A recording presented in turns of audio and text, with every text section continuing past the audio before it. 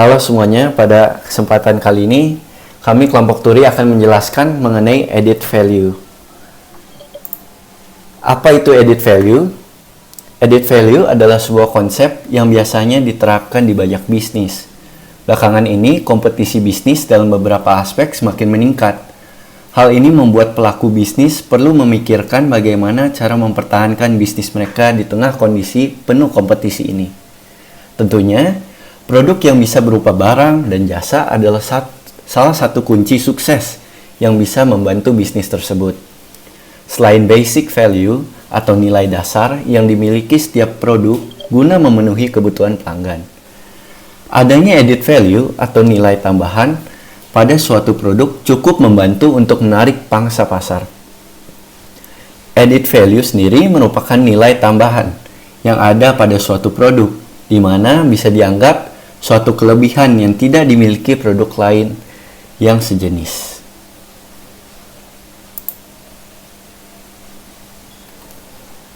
Istilah added value menggambarkan peningkatan ekonomi yang diberikan perusahaan produk atau layanannya sebelum menawarkan kepada pelanggan. Nilai tambah membantu menjelaskan mengapa perusahaan dapat menjual barang atau jasa mereka lebih dari biaya produksi. Menambah nilai produk dan layanan sangat penting karena memberikan insentif kepada konsumen untuk melakukan pembelian, sehingga meningkatkan pendapatan dan laba perusahaan. Sebagai contoh, kita bisa bayangkan koki selebriti menyiapkan makanan di restoran yang mewah. Setelah proses memasak, makanan disajikan dan dijual dengan harga tinggi, jauh lebih mahal daripada biaya pembelian bahan. Contohnya, bahan dasar adalah harganya 30.000, tapi setelah dimasak, makanannya berubah menjadi 120.000. Nah, itu adalah contoh added value. Nilai tambah atau added value tentunya diciptakan agar bisa membuat hasil lebih unggul dan dipertimbangkan oleh pelanggan. Added value bisa dibilang sebagai suatu strategi dalam perancangan produk. Maka dari itu, added value sangatlah penting di dalam dunia kerja ataupun keseharian. Merancang segala sesuatu mulai dari materi pemasaran hingga proses penjualan dan penyampaian layanan, sehingga proposisi nilai ujung ke ujung berdiri sendiri ketika kita berhadapan dengan orang lain adalah keunggulan kompetitif utama. Ada banyak cara untuk menambahkan nilai di produk atau servis kita. Pertama, dengan berbicara dengan orang. Bila kita berbicara dengan orang lain, kita jadi punya bayangan tentang apa yang mereka inginkan dari produk atau servis kita. Kita juga mendapat tanggapan dan saran dari hasil berdiskusi tersebut. Kedua, adalah membangun kepercayaan orang dan membuat reputasi yang baik. Dengan begitu, orang percaya dengan kita dan mau bekerja sama. Ketiga, menyediakan fitur tambahan. Sebuah produk atau layanan dengan fitur atau fungsi tambahan dapat membuat konsumen membayar ekstra. Ini sangat sering terlihat pada versi model mobil yang berbeda. Misalnya, Toyota memiliki 12 versi model Innova. Mesin dasar dan rakitannya sama, tetapi harganya bisa naik karena memiliki fitur tambahan. Selanjutnya, dengan menawarkan kemudahan, konsumen sangat menyukai kenyamanan. Jika Anda bisa mendapatkan produk atau layanan tanpa banyak usaha, maka Anda mungkin dengan senang hati akan membayar mahal. Misalnya pengiriman bahan dengan ongkir yang gratis. Ada sejumlah manfaat yang diperoleh bisnis melalui nilai tambah pada produknya. Pertama, bisa menjual produk dengan harga yang lebih mahal. Ini mengarah pada lebih banyak profitabilitas untuk bisnis dalam jangka panjang. Kedua, bisa lebih menonjol dibandingkan yang lain. Karena sebuah bisnis dapat menonjol di antara para pesaingnya sebagai produsen yang menyediakan kualitas unggul atau premium. Dari apa yang sudah kami jelaskan, saya akan memaparkan apa saja yang bisa saya lakukan dalam tugas sehari-hari maupun di sekolah. Yaitu pertama, aku bisa bekerja lebih keras dan menggunakan ide-ide yang kreatif saat mengerjakan tugas. Dengan begitu aku bisa menambahkan value yang lebih dalam produk hasil aku. Kalau untuk aku akan lebih maksimal dan lebih terbuka dengan pendapat orang lain. Karena dengan begitu aku bisa mendapatkan saran dan masukan sehingga bisa meningkatkan kualitas produk. Tunggu, satu. Sebentar. Udah mulai ini. Ayo ngomong. Jadi untuk melanjutkan video dari Tasya dan Denzel mengenai apa itu adding value, kita juga akan membahas mengenai kenapa hal itu dibutuhkan.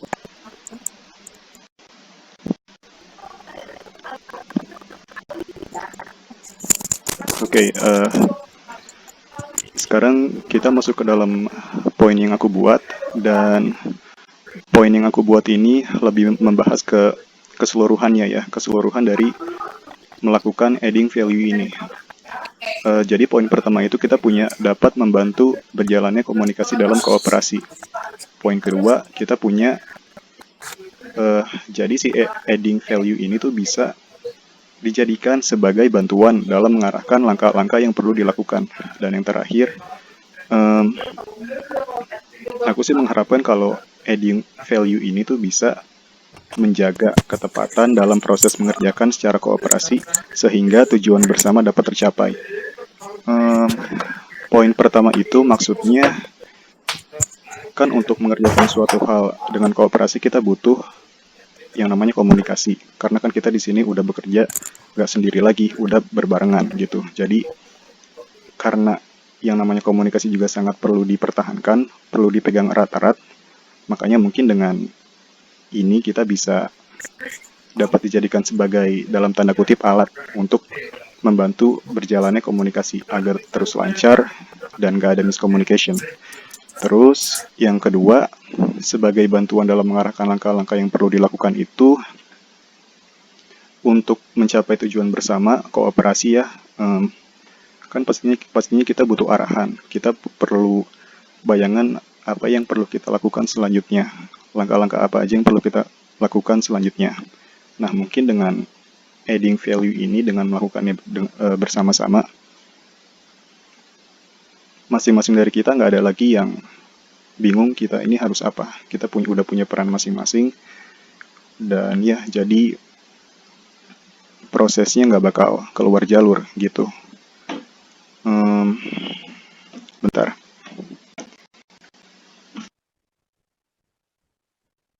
Terus yang ketiga, cek. Oke. Terus yang ketiga, menjaga ketepatan dalam proses mengerjakan secara kooperasi sehingga tujuan bersama dapat tercapai. Ini sih mungkin yang bisa dibilang keseluruhannya itu ada di poin ketiga ini. Jadi maksudku di sini adalah juga dengan melakukan adding value ini bersama-sama, kooperasi, diharapkan kita bisa ya ke poin sebelumnya juga sih, bisa mendapatkan arahan langkah-langkah apa aja yang perlu dilakukan untuk masing-masing anggota sehingga akhirnya kita bisa mencapai tujuan bersama yang kita udah tetapkan sejak awal perencanaan gitu. Nanti kesimpulan dari semua ini akan aku jelaskan di slide setelah Karmel menjelaskan poin yang tadi dia udah buat. Yuk, Mel.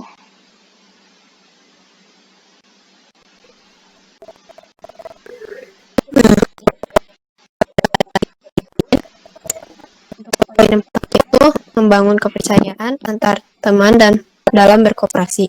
Pastinya dalam melakukan adding value itu pasti kita butuh bekerja sama dengan satu sama lain agar proses adding value ini bisa berjalan dengan baik, dan tentunya akan sangat membutuhkan kepercayaan, karena kalau kita tidak bisa membuat kepercayaan antara kita kan pasti saya tidak akan berjalan dengan lancar. Kemudian poin kedua ada kemampuan untuk menghargai opini dari orang lain. Pastinya dalam melakukan adding value kita akan memiliki banyak opini untuk menentukan jalur mana yang terbaik, dan sangat penting untuk bisa menghargai opini atau hasil kerja dari seseorang. Jadi menurut aku ini bisa membangun kemampuan untuk menghargai opini atau menghargai opini dan hasil kerja seseorang. Dan poin yang terakhir itu dengan kita melakukan added value itu kan pasti kita akan bekerja sama dengan beberapa orang. Nah, itu kan sebuah kerjasama. Nah, dengan kita bisa bekerja sama dengan baik, kita itu bisa mencapai hasil yang lebih optimal dan mungkin bisa dalam jangka waktu yang lebih cepat. Karena kita bisa berbagai masukan, berbagai macam opini yang akan menambahkan nilai-nilai baik kepada hal yang kita lakukan. Jadi menurut aku itu 3 hal kenapa dibutuhkannya.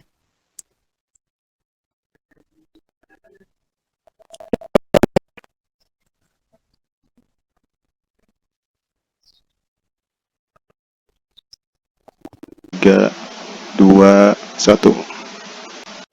Untuk selanjutnya kita bakal lanjut ke kesimpulan. Jadi bisa dilanjut oleh Ibra. Oke. Nah, jadi dari poin yang tadi udah aku sebutin, ada 3 ya. Aku bisa mengambil kesimpulan dari semua poin itu. Dan kesimpulannya adalah, nah, kenapa sih si adding value ini tuh dibutuhkan? Alasannya karena adding value ini dibutuhkan dalam mengerjakan sesuatu secara kooperasi. Karena juga dapat dijadikan sebagai salah satu patokan untuk memastikan pencapaian tujuan bersama. Karena tadi aku sempat bilang kalau di sini aku coba untuk membahas secara keseluruhan ya dari mengapa sih adding value ini tuh perlu ada.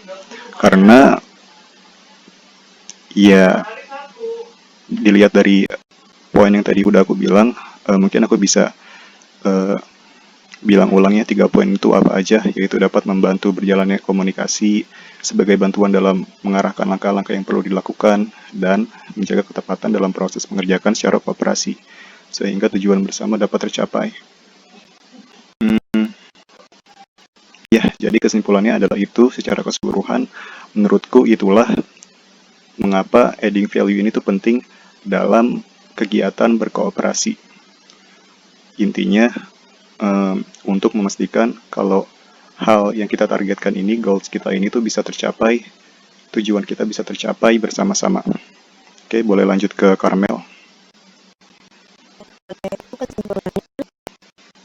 Lebih ke kita ini bisa menjadi lebih aktif untuk memberikan kontribusi, terus lebih menghargai setiap hasil kerja atau opini teman kita untuk bisa mencapai tujuan bersama yang udah di awal itu kita tetapin, dan agar si nilai yang mau kita tuju itu bisa lebih mudah dan lebih cepat tercapainya. Jadi menurut aku hal itu yang butuh yang lakukan biar si proses adding value ini bisa berjalan dengan lebih baik. Sekian video dari kita.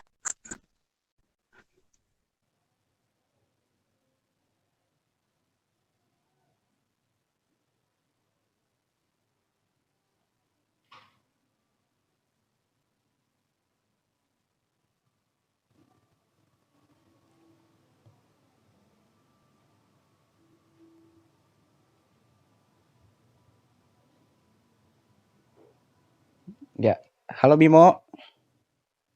Ya, halo juga teman-teman. Jadi hari ini aku lagi bareng Bimo nih. Kita mau ngapain sih? Kita mau ngobrol-ngobrol santuy nih tentang gimana sih caranya menambahkan nilai di koperasi gitu ya. Tadi kan teman-teman udah dengar nih ya penjelasan tentang apa sih yang namanya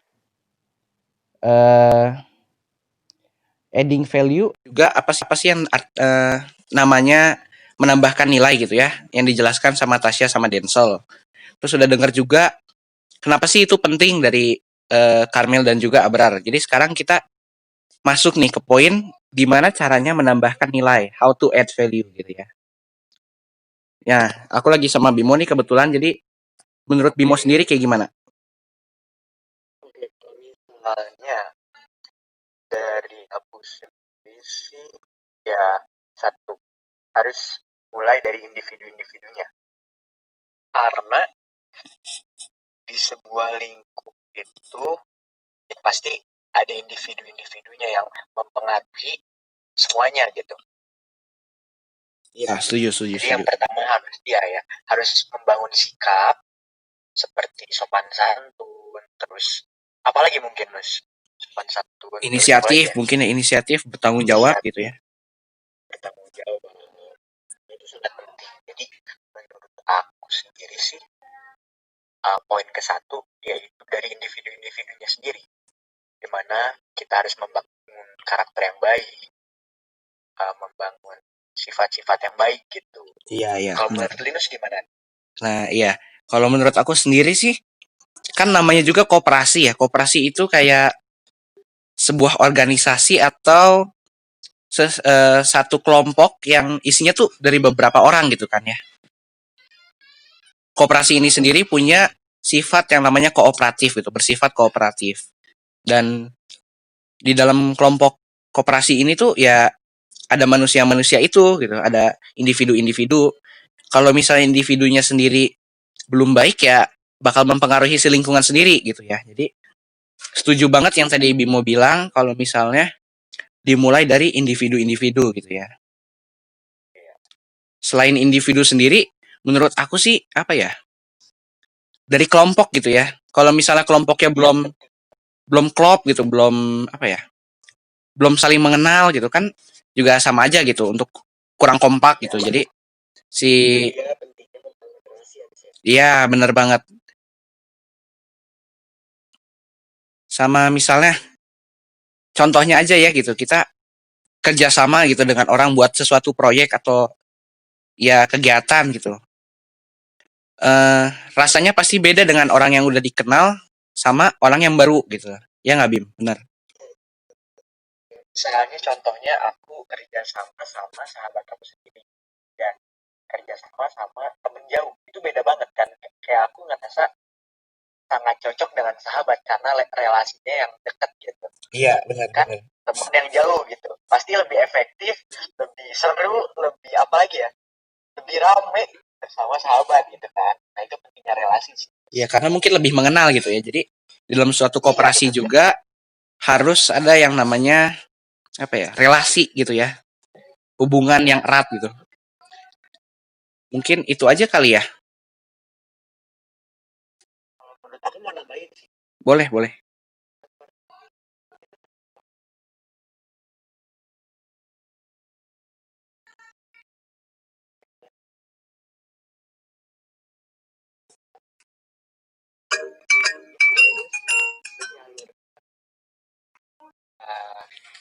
Membuat sebuah energi yang positif, ya enggak? Iya benar banget. Keseharian misalnya contoh-contoh kecil, saling sayang atau mungkin senyum, itu tuh salah satu apa ya, yang mungkin kecil tapi berdampak besar ya. Iya. Apalagi Ya, yang namanya nggak sih kalau misalnya kita di sebuah lingkungan, kalau misalnya saling jutek-jutekan, cuek, itu nggak enak banget. Iya benar sih. Itu Ya, mempengaruhi si koperasinya sendiri gitu ya, lingkungannya sendiri. Okay. Ya, Iya. tapi kalau misalnya kita dari awal misalnya nanya, Linus gimana, apa kabarnya, terus hari ini mau ngapain aja nih, senyum dan lain-lain, itu lebih asik kan.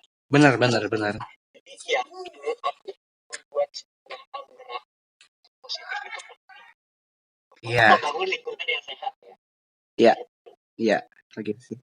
Artinya kesimpulannya mulai dari individu masing-masing dan juga dari kekompakannya ya, dari si lingkungan atau koperasinya sendiri gitu ya. Karena menurut aku juga ya koperasi itu percuma kalau misalnya fasilitasnya banyak, kaya akan ekonominya, tapi kalau misalnya belum sejahtera juga gitu ya. Benar, begitu sih ya mungkin. Oke, video ini ntar bakal disambung lagi dengan video di mana kita bakal ngejelasin sendiri-sendiri bahwa tentang apa sih yang bisa aku lakukan di koperasi biar semakin baik gitu. Apa yang bisa aku lakukan atau apa yang bisa aku upayakan gitu ya, Bim. Oke.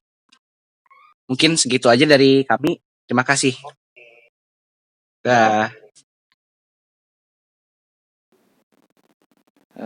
Selamat siang teman-teman. Hari ini aku mau ngejelasin tentang apa sih yang bisa aku lakukan untuk koperasi di Semipalar gitu ya. Mungkin teman-teman udah tahu bahwa bakal ada koperasi di Semipalar yang sedang dirancang nih ya. Dan kira-kira apa sih yang bisa aku lakukan untuk koperasi gitu ya, biar si nilainya tuh nambah gitu.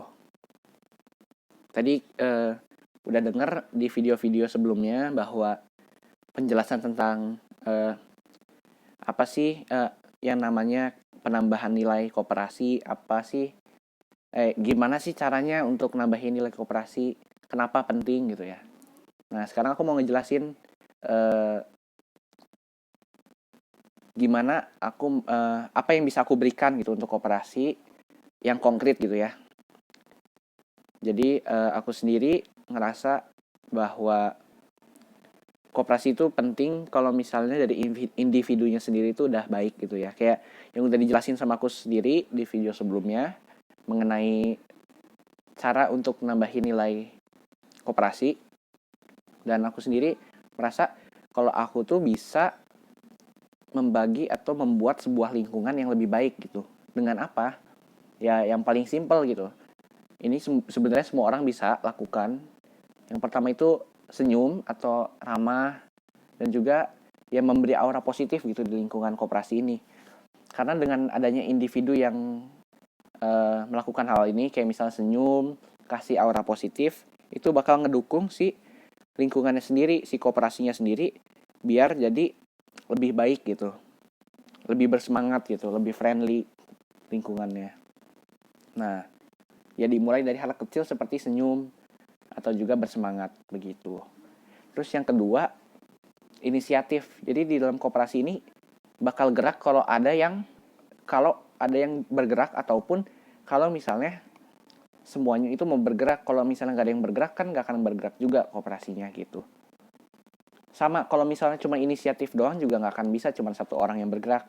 Jadi aku pengen biar aku tuh bisa inisiatif untuk bekerja dan juga ngajak orang untuk ikut bekerja juga gitu di dalam koperasi. Jadi yang bekerja nggak cuma aku tapi barengan biar koperasinya makin baik gitu. Terus selanjutnya bertanggung jawab itu penting banget jelas karena di dalam koperasi kalau misalnya nggak ada tanggung jawab ya hancur aja gitu.